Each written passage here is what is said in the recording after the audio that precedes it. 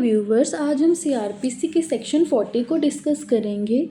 जिसमें है duty of officers employed in connection with the affairs of a village to make certain report. Means जो village वगैरह में जो भी क्राइम वगैरह होते हैं तो उनकी रिपोर्ट जाके देनी होगी। और किस किस टाइप के ऑफेंस होते हैं उसके बारे में आज हम डिस्कस करेंगे। जो इसकी क्लोज 1 है वो बात करती है every officer employed in connection with the affairs of village and every person residing in A village shall forthwith communicate to the nearest magistrate or to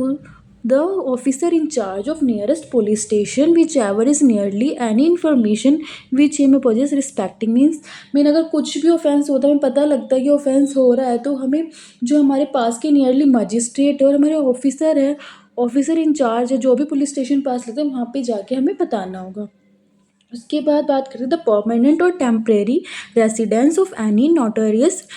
receiver or vendor of stolen property in or near such village. Means अगर कोई permanent है या temporary, कोई भी जो stolen property को लेके वहाँ पे वेंडर कर रहा है, मतलब विक्रेता टाइप जो होते हैं वो कर रहा है, तो उसके बारे में भी हमें पुलिस को या मजिस्ट्रेट को जाके बताना पड़ेगा। उसके बाद हमारा बात करते हैं the resort or to any person within or the passage through such village of any person whom is knows or reasonably suspect to be a ठग, robbed, स्केप्ड, कन्विक्ट और प्रोक्लेम्ड ऑफेंडर। मीन्स अगर कोई ऐसा इंसान है जो ठग है, लुटेरा है और प्रोक्लेम्ड ऑफेंडर है और हमें पता लगा है कि वो यहाँ पे रह रहा है विलेज में या विलेज के आसपास, तो हमें ये भी जाके पुलिस या मजिस्ट्रेट को बताना पड़ेगा। उसके बाद बात करें the commission of or intention to commit in or near such village any non-bailable offence or any offence punishable under section 143, section 144, section 145, section 147, 140 of Indian panel code. Means कुछ जो ऐसे ऑफेंसेस होते हैं वो विलेज में जो कि non bailable type के हैं, जो सेक्शन मेंशन किया है, तो उसके बारे में भी हमें बताना पड़ेगा। उसके बाद करते हैं the occurrence in the or near and such village of any sudden or unnatural death or of any death under suspicious circumstances or a discovery in the near such village of any corpus or part of corpus in such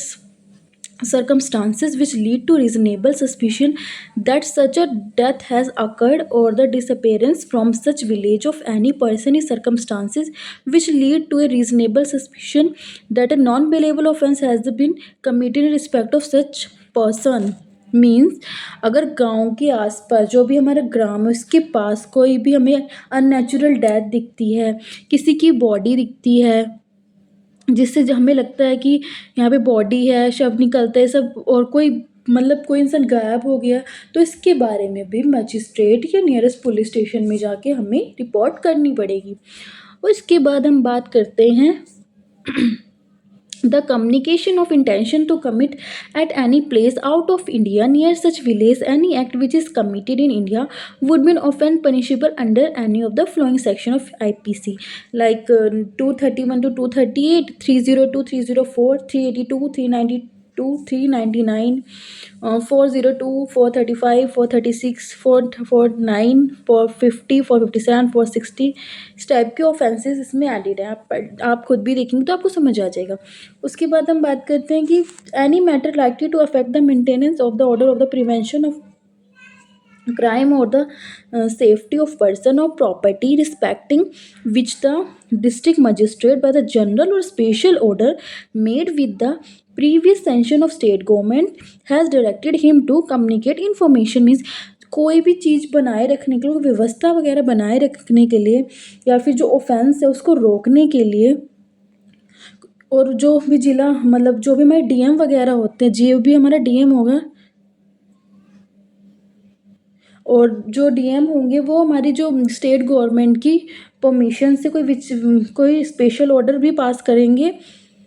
और उनको भी इसके बारे में बताएंगे कि ऐसे ऐसे जगह ऐसा ऐसा हो रहा है, इस तरीके के ऑफेंस हो रहे हैं। उसके बाद आप क्लोज 2 देखते हैं, वो बहुत सिंपल, उसमें विलेज वगैरह की डेफिनेशन दे रखी है, विलेज लैंड्स एक्सेट्रा। सेकंड में प्रोक्लेम्ड ऑफेंडर बता रखा है। थर्ड में officer employed in connection with the affairs of villagers बता रखा है। मतलब ये आप खुद भी रीड करेंगे तो आपको समझ आ जाएगा।